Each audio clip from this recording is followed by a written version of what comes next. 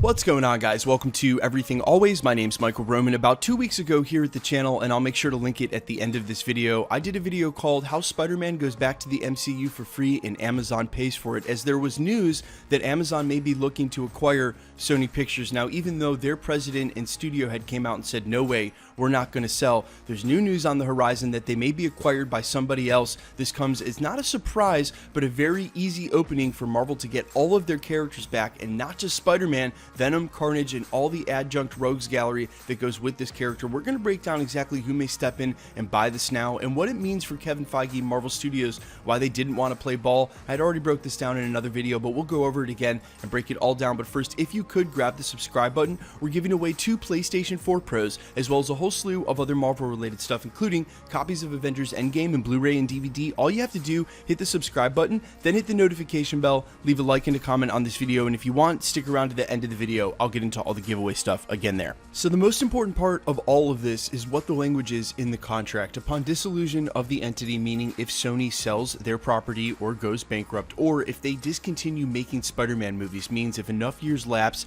in between Spider-Man 1 and 2, then the rights automatically revert over to Marvel Studios. So when the news came out that Amazon may be looking to acquire Sony, my main thesis is that was the impetus for Kevin Feige and Marvel Studios to walk into their meeting with Sony and say that they want a percentage of all of the characters across the board. And guys, if you don't remember that small detail, it wasn't just 30% of Spider-Man, they wanted 30% of everything.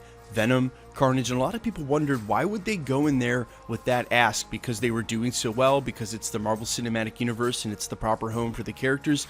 No, because they might end up getting all of these characters back into the MCU anyway, and for free to boot if someone does end up completing a merger or acquisition with Sony. Now, even though the news of Amazon buying Sony went away rather quickly 2 weeks ago, this news of Apple stepping up to the table to buy Sony has been lingering for the better part of a week, and there's actually some very public records of the acquisition getting ready to be made. There's offers being made on both sides of the table. There's a good chance that Sony could sell because of their financial history and profitability outlook. And even though the president came out and said, look, we're not up for sale, Spider-Man is at home in Sony. We've got the perfect entertainment division between music and movies, PlayStation. We're going to keep him here. If the company sells altogether, it won't be up to what they think. The rights will bounce back to Marvel, and then not only will Marvel have all of these new Fox properties and all the characters they had before, now they'll have all these Spider-Man adjacent characters, and basically the entire MCU will be home except for a couple of outliers like the Hulk at Universal Studios. Now, it's also important to mention that one of the big rumors is, even though Spider-Man's out of the studios for now,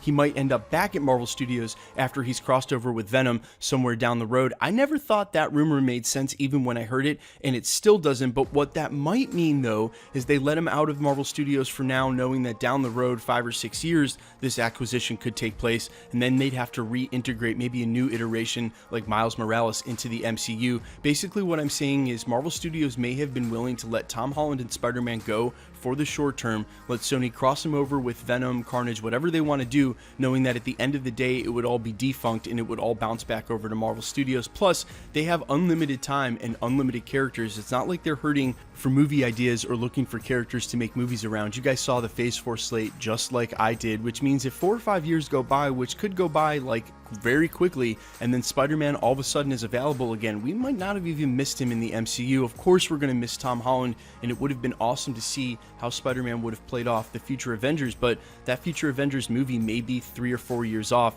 That's more than enough time for Sony to get acquired and the rights to bounce back. And if they do, well, then they already have a plan for Spider-Man. Guys, let me know what you think in the comments. Have you heard about Apple reaching out to buy Sony? Has it made you excited in any bit? Do you think that there's a possibility that this is what Marvel Studios and Kevin Feige had in mind when they asked for 30% of all the characters? Sure does make a lot of sense. They never even owned the rights to Venom in the first place. He made $1 billion, and if you know you're probably going to get those characters for free if the company gets bought, then maybe you go in and say, hey, we'll take them now for the next 5 years if you'll give us 30%. Otherwise, we'll just wait, and it's probably exactly what happened. Guys, let me know what you think in the comments, and quickly, let's get into the giveaway stuff before I let you go. All right, we're still giving away 2 PlayStation 4 Pros, the next of which is at the 500,000 subscriber mark. Yes, guys, I've seen the comments. I'm well aware some other channels in my genre and purview have started giving away PlayStations and Xboxes as well.